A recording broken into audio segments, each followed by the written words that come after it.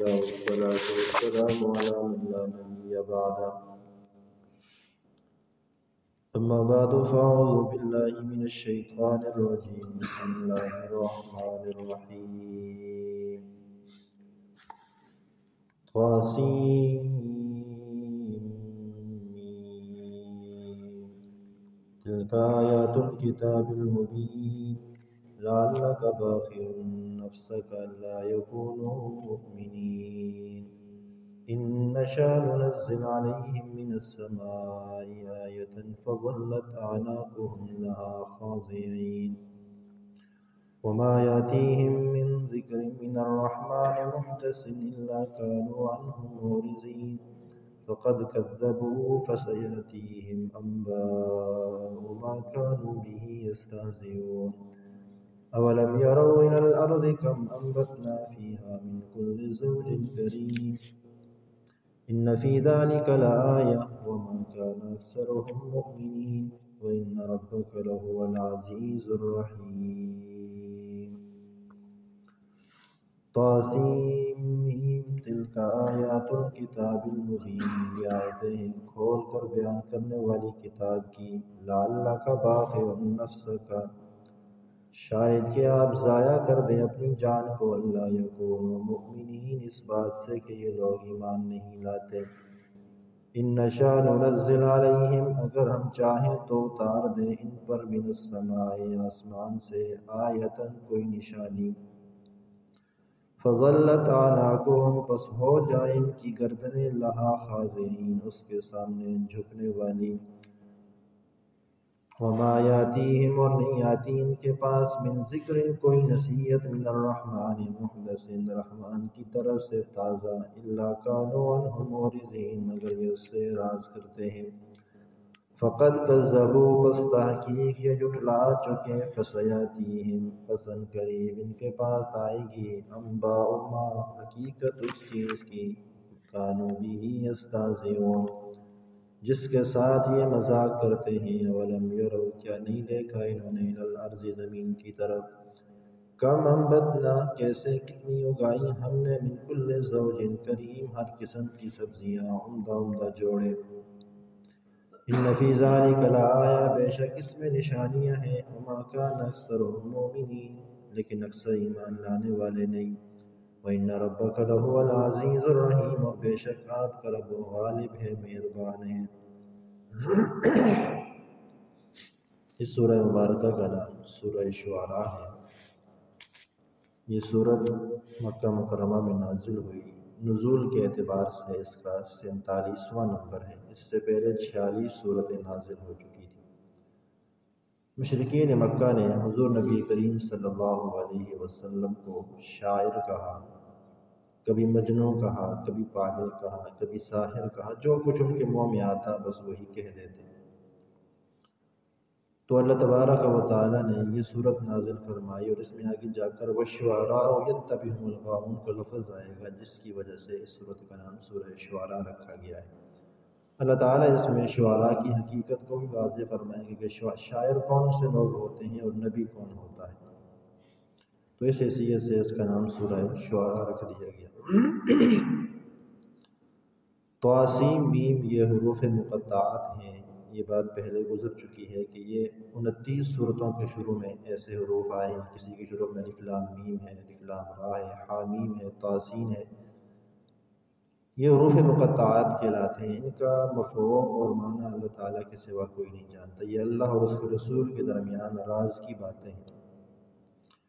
حضرت عبداللہ ابن عباس رضی اللہ تعالیٰ عنہ، جو بڑے مفسرین میں سے ہیں، وہ فرماتے ہیں یہ من اسماء اللہ تعالیٰ، یہ اللہ تعالیٰ کے اسماء کے مخفف ہوتے ہیں. طا سے مراد طیب ہے جو اللہ تعالیٰ کا نام ہے. سین سے مراد سمیع ہے جو بھی اللہ تعالیٰ کا نام ہے. اور میم سے مراد مالک ہے، وہ بھی اللہ تعالیٰ کا نام ہے. تلک آیات الکتاب المبین، یہ آیتیں جو آپ کے سامنے پڑھی جا رہی ہیں، یہ اس کتاب کی آیتیں ہیں جو ہر حقیقت کو کھول کر بیان کرنے والی کتاب ہے. ہم عربی نہیں ہیں، ہمارا عربی ذوق نہیں ہے، عربی کو سمجھنے والے نہیں ہیں. یہ عرب سمجھتے تھے کہ قرآن کتنا فصیح و بلیغ ہے اور قرآن کس طریقے سے ہر چیز کو کھول کر بیان کر رہا ہے. یہ تو عرب ہی صحیح طریقے سے سمجھتے تھے. اس لیے فرمایا کہ ہر چیز کی حقیقت کو کھول کر بیان کر رہی ہے۔ قرآن کی فصاحت و بلاغت کی مثال نہ تو کوئی آج تک پیش کر سکا ہے، نہ قیامت تک کوئی پیش کر سکتا ہے۔ لعلک باخع نفسک الا یکونوا مؤمنین، جہاں سے حضور علیہ السلام جب مشرکین مکہ کو دعوت دیتے، ان کو اللہ تعالیٰ کی طرف بلاتے، تو مکہ والے آنے کے بجائے حضور کو کبھی ساحر کہتے، کبھی کاہن کہتے، کبھی مجنون کہتے، کبھی شاعر، الٹی پلٹی باتیں کرتے، جو منہ میں آیا وہی بول دیتے۔ تو حضور علیہ السلام تنگ ہوتے، مغموم ہوتے، حضور کو طبعی طور پر کوفت ہوتی، دکھ ہوتا کہ دیکھو میں ان کو چاہتا ہوں کہ یہ ایمان کی طرف آ جائیں، ہدایت کے رستے پر آ جائیں، جہنم سے بچ جائیں، جنت میں جانے والے بن جائیں، کیونکہ حضور علیہ السلام کے متعلق آپ پہلے پڑھ چکے ہیں، حریص علیکم ہر ایک کی ایمان پر بڑے حریص تھے۔ حضور علیہ السلام کے دل میں کڑن ہوتی تھی کہ کب یہ سارے لوگ ایمان والے بن جائیں۔ تو حضور علیہ السلام تنگ ہوتے، تو اللہ نے فرمایا محبوب یہ لوگ ایمان نہیں لاتے، تو لعلک باخع نفسک، آپ کڑ کڑ کر کیوں اپنی جان ضائع کرنے پر تلے ہوئے ہیں؟ آپ اتنا غم نہ لیں، آپ اتنی پریشانی اپنے سر پہ نہ لیں۔ لعلک باخع نفسک الا یکونوا مؤمنین، جس طریقے سے آپ پریشان ہو رہے ہیں، مغموم ہو رہے ہیں، کڑ رہے ہیں، لگتا ہے تو ایسے ہے کہ آپ اپنی جان تک ضائع کر دیں گے ان کے پیچھے۔ آپ کو ایسا نہیں کرنا چاہیے، بلکہ آپ حوصلہ رکھیں، صبر رکھیں۔ جو مانتا ہے تو ٹھیک ہے، جو نہیں مانتا وہ آپ کے ذمہ نہیں ہے۔ جو جہنم میں جائے گا، جس کے مقدر میں ہدایت ہوگی وہ آئے گا، جس کے مقدر میں ہدایت نہیں وہ جہنم میں جائے گا۔ کیونکہ حضور علیہ السلام کو وہ لوگ صادق اور امین بھی کہتے تھے اور پھر بھی بات نہیں مانتے تھے۔ یہی وجہ ہے کہ حضور علیہ السلام کو ایک بار ابو جہل نے بازو پکڑ کے کہا تھا محمد لا نکذبک ولکن نکذب بما جئت بہ، اے محمد صلی اللہ علیہ وسلم ہم تجھے نہیں جھٹلاتے، ہم تیری تکذیب نہیں کرتے، تجھے تو صادق اور امین کہتے ہیں، اپنے پاس تیرے پاس اپنی امانتیں رکھتے ہیں، تجھے سچا کہتے ہیں، لیکن جو تو پیغام لے کے آئے وہ پیغام ہمیں منظور نہیں ہے۔ جو لا الہ الا اللہ کہہ رہا ہے کہ 360 کو چھوڑ دو اور ایک کی طرف آ جاؤ، ہمیں یہ پیغام منظور نہیں، لہٰذا ہم تیری بات ماننے کے لیے تیار نہیں۔ تو یہ باتیں حضور علیہ السلام کو تنگ کرتی تھی۔ تو اللہ نے فرمایا محبوب زیادہ پریشان ہونے کی ضرورت نہیں ہے، آپ اپنی جان ضائع کر دیں گے، آپ کی جان بڑی قیمتی ہے، آپ اپنی جان ضائع نہ کریں، نہ کڑھیں ان کے پیچھے، یہ ایمان نہیں لاتے تو آپ پریشان نہ ہوں۔ دوسری بات یہ ہے کہ یہ لوگ کہتے ہیں کہ جی آسمان سے کوئی نشانی آ جائے تو ہم مانیں گے، تو اللہ نے فرمایا ان نشاء ننزل علیہم من السماء آیا، اگر میں چاہوں، ہم چاہیں تو آسمان سے ان کے لیے کوئی نشانی نازل کر سکتے ہیں جس کو دیکھ کر یہ مجبور ہو جائیں گے ایمان لانے پر اور یہ ایمان لے آئیں گے، لیکن ہم ایسا کرنے والے نہیں، جیسا کہ بنی اسرائیل کے لیے اللہ تبارک و تعالیٰ نے کیا بھی تھا۔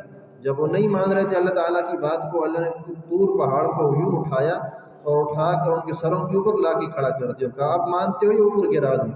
تو انہوں نے کہا اب ہم مانتے، تو اللہ نے فرمایا میں ایسا بھی کر سکتا ہوں، ان کے اوپر بھی زمین کے کسی ٹکڑے کو اٹھا کے ان کے سروں کے اوپر کھڑا کر دوں، ان سے کہو مانو، نہیں تمہارے اوپر گرا دوں گا، پھر یہ ماننے پر مجبور ہو جائیں گے، لیکن ہم نے ایسا کرنا نہیں۔ من شاء فلیؤمن ومن شاء فلیکفر، جو چاہے ایمان لائے، جو چاہے کفر اختیار کرے، اللہ نے دونوں رستوں کو اختیار دیا ہوا ہے، تو اللہ مجبور کسی کو نہیں کریں گے۔ ان نشاء ننزل علیہم من السماء آیا، محبوب اگر ہم چاہیں تو آسمان سے کوئی نشانی اتار دیں جس کو دیکھ کر فظلت اعناقہم لہا خاضعین، جس کو دیکھ کر یہ مجبور ہو جائیں گے اور اس کے سامنے جھک جائیں گے اور ہمیں ماننے والے بن جائیں گے، لیکن ہم ایسا نہیں کریں گے۔ وما یاتیہم من ذکر من الرحمن محدث الا كانوا عنہ معرضین، مشرکین مکہ کی یہ عادت اللہ تبارک و تعالیٰ نے بیان فرمائی، جب بھی ان کے پاس کوئی نیا حکم آتا ہے، نئی آیت نازل ہوتی ہے، کوئی نصیحت آتی ہے تو یہ اس سے اعراض کرتے ہیں، اس کے ساتھ ٹھٹھا اور مذاق کرتے ہیں، اس کو چھوڑ دیتے ہیں۔ فقد کذبوا، بس تحقیق یہ جھٹلا چکے ہیں، فسیاتیہم انباء ما كانوا به یستہزئون، اللہ نے فرمایا کہ آپ کو پریشان ہونے کی ضرورت نہیں ہے، یہ آیات کو جھٹلا رہے ہیں، آپ کو جھٹلا رہے ہیں، جس چیز کا ان کے ساتھ وعدہ کیا گیا ہے، جس چیز کو یہ جھٹلا رہے ہیں، جس کا یہ مذاق اڑا رہے ہیں، ان قریب ان کے سامنے آ جائے گی، اور وہ کیا چیز ہے؟ اللہ تعالیٰ کا عذاب ہے جو ان کے سامنے آئے گا، جسے یہ اپنی آنکھوں سے جب دیکھیں گے تو پھر انہیں پتہ چل جائے گا کہ حقیقت کیا تھی، کون سچا تھا اور کون جھوٹا تھا، کہ اللہ تبارک و تعالیٰ نے پھر ایک بار توحید کی طرف اشارہ فرمایا، کیونکہ قرآن کریم کا مرکزی مضمون توحید ہے، جہاں کہیں سے بھی جائیں گے آپ پھر واپس ملک کی توحید کی طرف آنا پڑتا ہے۔ اولم یروا الی الارض کم امتنا فیہا من کل زوج کریم، یہ لوگ نہیں مان رہے، یہ کہتے ہیں ہم اللہ کو نہیں مانتے، ہم 360 کے سامنے جھکیں گے، ان سے ذرا پوچھئے نا، یہ دیکھتے نہیں ہیں کہ زمین سے سبزیاں کون اگاتا ہے، جوڑے جوڑے سبزیوں کے اگتے ہیں، دیکھو زمین ایک ہے، ملنے والا پانی ایک ہے، مٹی ایک ہے، لیکن درخت مختلف طرح شکلوں کے اگتے ہیں، پھل ان کی مختلف ہے، پھلوں کا ذائقہ مختلف ہے، سبزیاں ہر ایک مختلف ہے، ہر ایک سبزی کا ذائقہ الگ ہے، ہر ایک سبزی کی سائز، ہر ایک سبزی کی شیپ شکل سب کچھ الگ ہے۔ یہ سب کچھ بنانے والا کون ہے؟ ان فی ذالک لآیہ، اللہ تبارک و تعالی نے کائنات کی ہر چیز میں نشانیاں رکھی ہیں، لیکن اللہ فرماتے ہیں کہ شکوہ ہے وما کان اکثرهم مؤمنین، لیکن پھر بھی اکثر لوگ ایسے ہیں جو اس کا کھاتے ہیں، اس کی نعمتوں کو استعمال کرتے ہیں، لیکن پھر بھی اس پر ایمان نہیں لاتے۔ اور آخر میں جاتے ہوئے پھر فرما دیا وَإِنَّ رَبَّكَ لَهُوَ الْعَزِيزُ الرَّحِيمُ، محبوب ان کے ایمان کی اللہ کو کوئی ضرورت نہیں ہے، ان کے ماننے کی اللہ کو کوئی ضرورت نہیں ہے، مانے یا نہ مانے اس کو کوئی نقصان نہیں ہوتا۔ بے شک آپ کا رب بڑا غالب ہے، رحم کرنے والا ہے، غالب ہے، اسے کسی چیز کی ضرورت نہیں ہے، وہ ایک منٹ میں سب کو تباہ کر سکتا ہے، لیکن مہربان اتنا ہے کہ وہ ان کو موقع دے رہا ہے، توبہ کا موقع دے رہا ہے، ایمان کا موقع دے رہا ہے، استغفار کا موقع دے رہا ہے کہ کبھی نہ کبھی تو یہ لوٹ کر اس کی در پہ آئیں گے، لہٰذا وہ موقع دے رہا ہے۔ آپ کو پریشان ہونے کی ضرورت نہیں ہے، اللہ تبارک و تعالی